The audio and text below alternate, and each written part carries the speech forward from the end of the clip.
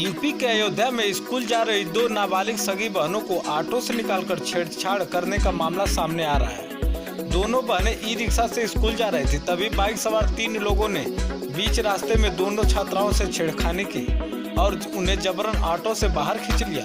इसी बीच स्थानीय लोगों ने एक युवक को पकड़कर जबरदस्त पिटाई की, जबकि 2 अन्य युवक मौके से फरार हो गए।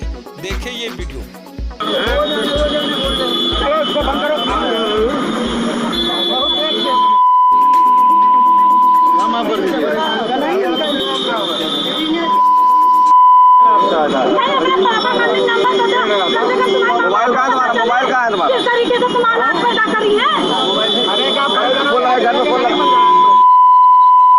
गंज चौराहे के पास 2 बच्चियां एक ई रिक्शा से जा रही थी, तभी पीछे से मोटरसाइकिल सवार 3 लड़कों ने उनको रोककर उनसे छेड़छाड़ करने का प्रयास किया, छेड़छाड़ किया।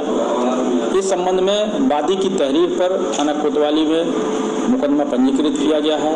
उनमें से एक लड़के को गिरफ्तार किया गया है। 2 अन्य जो नामजद हैं उनकी गिरफ्तारी का प्रयास किया जा रहा है। इंस्टाग्राम और फेसबुक पर रील बनाने का लोगों में चस्का जमकर लगा है। कहीं भी कभी भी मोबाइल से रील बनाते हुए लोग देखे जा सकते हैं। कोई लाइक्स के चक्कर में वीडियो बना रहा है तो कोई यूट्यूब पर अपलोड कर रहा है। इंस्टाग्राम पर रील बनाने में आम नागरिक ही नहीं, पुलिसकर्मी भी आगे हैं। रील बनाने को लेकर सबसे ज्यादा दिलचस्पी महिला पुलिसकर्मियों में देखी गई है। इनके वीडियो भी सोशल मीडिया पर जमकर वायरल हुए हैं। हालांकि इससे पहले हरदोई जिले की एक महिला का ड्यूटी के दौरान अपने साथी के साथ रील बनाने का वीडियो वायरल हुआ था। इसके बाद उसे सस्पेंड कर दिया गया था। सोशल मीडिया पर रील बनाने का वीडियो अमरोहा शहर कोतवाली में तैनात महिला सिपाही का है। एक महिला सिपाही ड्यूटी के समय वीडियो बनाने में इस कदर व्यस्त हो गई कि अपने विभाग के सारे काम तक भूल गई और वीडियो बनाने में मशगूल दिखी। बताया जाता है कि महिला सिपाही लंबे समय से ऑफिस टाइम में इसी तरह अपने वीडियो बनाते हुए सोशल मीडिया पर अपलोड कर रही थी, लेकिन कार्रवाई नहीं की गई। स्थानीय स्तर पर जब ये वीडियो वायरल हुए तो आला अफसरों के होश उड़ गए।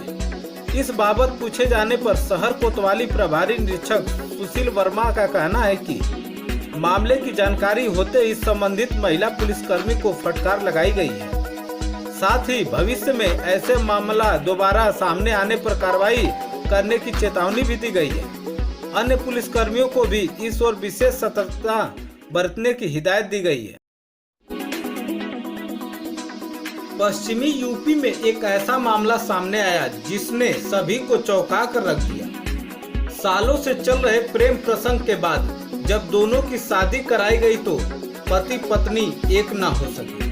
प्रेम प्रेमिका को जिस घड़ी का इंतजार था, दोनों परिवार की सहमति से वह भी आ गई थी, लेकिन कुदरत को कुछ और ही मंजूर था। दोनों की शादी भी हुई लेकिन एक ना हो सके। शादी के 3 घंटे बाद ही कुछ ऐसा हुआ कि घर में कोहराम मच गया।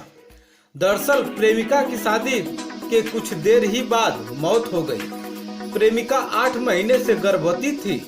रात में प्रेमी से पति बने युवक ने पत्नी की तबीयत खराब होने की खबर मायके वालों को दी तो सभी अस्पताल पहुंच गए, जहां डॉक्टरों ने उसे मृत घोषित कर दिया। इसके बाद युवती के पिता ने दामाद सहित 3 लोगों के खिलाफ मुकदमा दर्ज करा दिया। मामला रामपुर जिले के केमरी इलाके एक गांव का है। जानकारी के अनुसार यहां की रहने वाली 19 वर्षीय युवती अपने सगे फूफे भाई से प्रेम प्रसंग चल रहा था। बीते 3 साल तक दोनों एक दूसरे के संपर्क में रहे। इस दौरान युवती गर्भवती हो गई। दोनों ने कई बार शादी की सोची, लेकिन घर वालों को सच बताने की दोनों में हिम्मत नहीं जुटा पा रहे थे। कई माह तक युवती ने खुद के गर्भवती होने का राज घर वालों से छिपाए रखा, लेकिन एक दिन भेद खुल गया।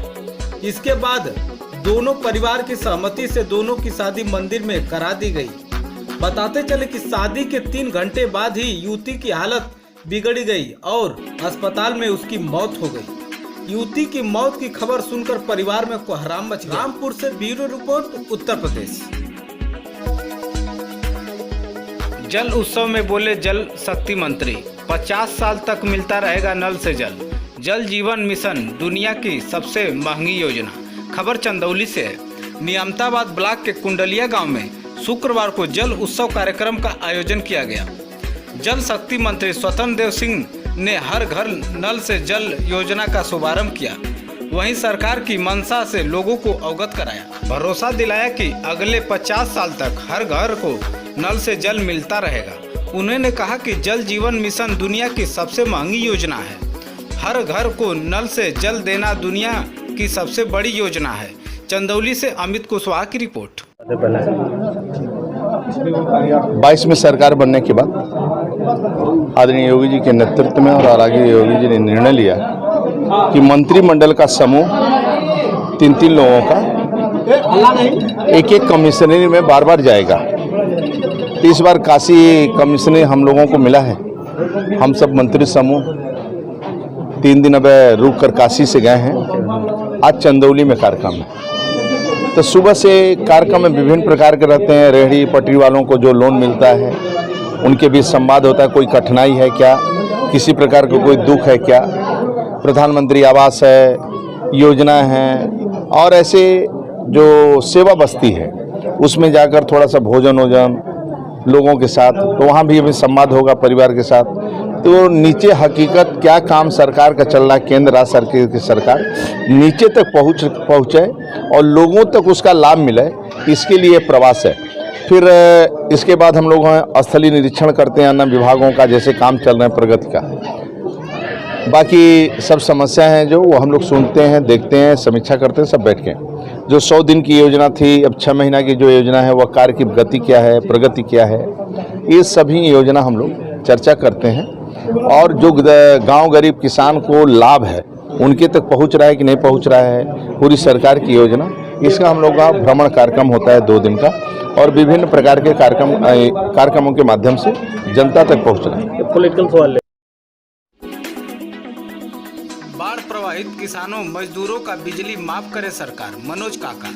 खबर वाराणसी के चिरई गांव से है। चौबेपुर बाढ़ प्रभावित गांव का दौरा करते हुए शुक्रवार की दोपहर ढाब क्षेत्र पहुंचे सपा के राष्ट्रीय प्रवक्ता मनोज काका ने कहा कि बाढ़ से किसानों की फसलें बर्बाद हो गई हैं। उनके पपीते की खेती पशुओं का चारा डूबकर सड़ने लगा है। पशुपालकों को भूसा उपलब्ध कराया जाना चाहिए। उन्होंने कहा कि मैं सरकार से अपील करूंगा और चिट्ठी भी लिखूंगा।